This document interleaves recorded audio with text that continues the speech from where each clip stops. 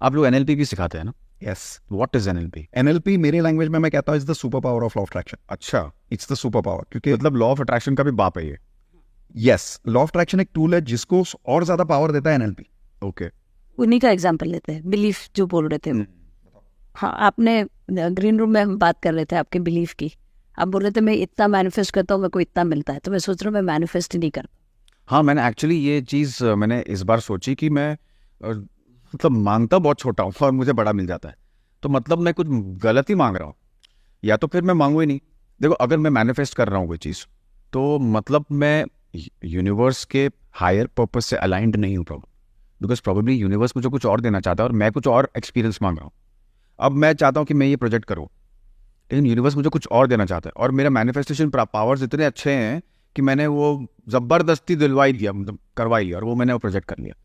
अब जो मुझे एक्सपीरियंसेस नहीं होने थे वो मुझे एक्सपीरियंस हो गया उस प्रोजेक्ट से. Correct.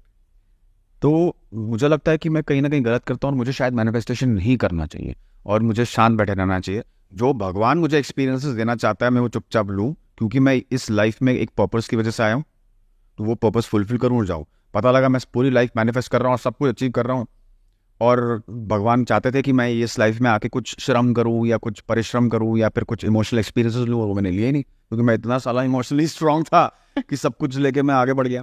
You know what I am trying to say? So ये सवाल मुझसे लोग हमेशा पूछते हैं कि मैं मैनिफेस्ट करूं तो कई बार जो मुझे चाहिए वो मिलता है